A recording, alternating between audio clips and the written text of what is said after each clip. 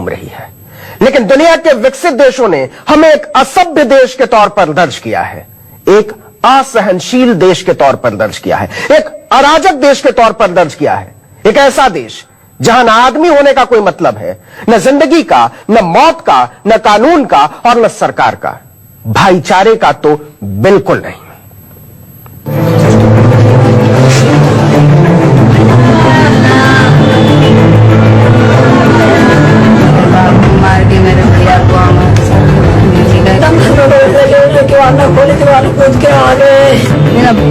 लाली चला गया मेरे समान। महान भारतीय गणतंत्र के नक्शे में गुम एक गांव 30 सितंबर का अखबार छपने तक सिर्फ एक आबादी का नाम था, लेकिन अब बिसाड़ा भारत के माथे पर चिपके एक अंतर्राष्ट्रीय शर्म का नाम है। खाक इंसानियत की राख से बना कलंक का एक ऐसा टीका जो एम्स्टर्डम से अंकारा और न्यूयॉर्क से नैरोबी से लेकर लंदन, लिस्बन, दोहा, डबलिन, मॉस्को, मस्कट तक खींचता चला गया है। वो तो वो खुद जानेंगे, सजा तो देनी है ही है। आप क्या मांग करेंगे? अब मैं कुछ भी मांग ना कर रही, उनकी मर्जी है, वो जो ना दो, मैं क्या मांग करूं? मेरा लाली चला गया, मैं किससे मांग? बिसाड़ा के बहाने भारत के तमाम नेता भले राष्ट्रवाद की पताका लहरा रहे हों, लेकिन दुनिया के नामचीन अखबारों में भारत की राष्ट्रवादी राजनीति अपने नंगेपन के साथ दर्ज हुई है। गार्डियन ने भारत की धज्जी उड़ाई है, वॉशिंगटन पोस्ट ने भारत की धज्जी उड़ाई है, न्यूयॉर्क टाइम्स ने भारत की धज्जी उड़ाई है, मेल ऑनलाइन ने भारत की धज्जी उड़ाई है। दुनिया के सबसे प्रतिष्ठित अखबारों में से एक द गार्डियन ने बिसाड़ा की घटना के बाद बने माहौल पर प्रधानमंत्री के चुप्पी पर हैरानी जताते हुए चिंता जाहिर की है। लिखा है, भारत के बुद्धिजीवी खतरे में।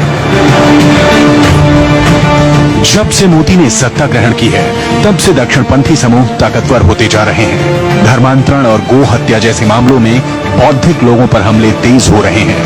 इन हमलों पर शीर्ष नेताओं की चुप्पी आश्चर्यजनक है। भारत में बीफ खाना कोई जुर्म नहीं है। बिसाड़ा और उसके आसपास के गांवों में ठाकुर जमींदार हैं और अधिकतर मुसलमान खेतों में काम करने वाले मजदूर हैं।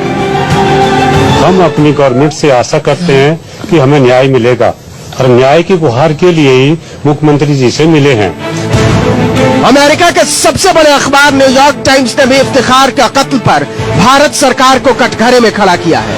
डेविड ब्रेस्टो ने अपनी रिपोर्ट में लिखा है, किसी को नहीं पता भारत में उदार सोच रखने वाला कौन आदमी कब मार डाला जाए।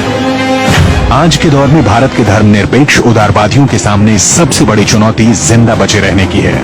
इन सभी हत्याओं से पता चलता है कि कैसे भारत में सेक्युलर उदारवादियों की आवाज को दबाया जा रहा है। हमलों की खबरें अखबारों के पन्नों पर छप रही हैं, लेकिन सरकार अभी तक इन मामलों में चुप्पी साधे हुए है। हम सिर्फ न्याय की मांग करेंगे, हमें सिर्फ न्याय मिले, बस जो दोषी हैं उन पर कार्रवाई। संसार के बुद्धिजीवियों के सबसे सम्मानित अखबार वॉशिंगटन पोस्ट ने प्रधानमंत्री नरेंद्र मोदी का नाम लेकर हमला बोलते हुए लिखा है, जब से वो प्रधानमंत्री बने हैं तभी से धर्मनिरपेक्षता और उदारता की धज्जी उड़ाई जा रही है। पिछले कुछ सालों में नरेंद्र मोदी सरकार ने समलैंगिक संबंधों को वापस अपराध की श्रेणी में डाल दिया है। कई किताबें बैन कर दी गई हैं, कई ऐसे कानून बने जिनके कारण व्यक्तिगत स्वतंत्रता लगातार प्रभावित हो रही है। प्रधानमंत्री नरेंद्र मोदी ने चुनावों के समय कहा था कि वो धर्मनिरपेक्षता के प्रति प्रतिबद्ध है, लेकिन उनकी पार्टी के नेता लगातार इसका माखौल उड़ा रहे हैं। ब्रिटेन के सबसे ज्यादा पढ़े जाने वाले अखबार मेल ऑनलाइन ने तो यहाँ तक लिखा कि सबका साथ सबका विकास का नारा एक फरेब में बदल कर रह गया है। प्रधानमंत्री के समर्थकों को जिस तरह से ध्रुवीकरण के लिए खुला छोड़ दिया गया है, उससे सबके लिए विकास के नारे की जबरदस्त भद्द पिटी है। अमेरिका के सबसे मशहूर टीवी चैनल CNN ने सवाल उठाया है कि सदियों से भाईचारे के साथ जीते आ रहे भारत में अचानक ऐसा क्या हुआ जिसने निर्दोष लोगों को मार डाले जाने की आशंका से भर दिया है। सदियों से हिंदू और मुसलमान साथ साथ शांति से रहते चले आ रहे हैं, लेकिन पिछले कुछ दिनों में उन्माद के कारण दादरी